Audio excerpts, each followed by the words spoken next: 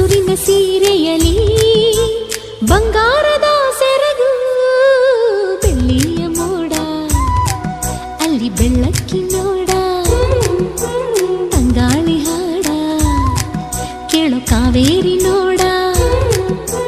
ಮೂಡಣ ಮನೆಯಿಂದ ಬಾನಂಚಿನವರೆಗೂ ಹಸುರಿನ ಸೀರೆಯಲಿ ಬಂಗಾರ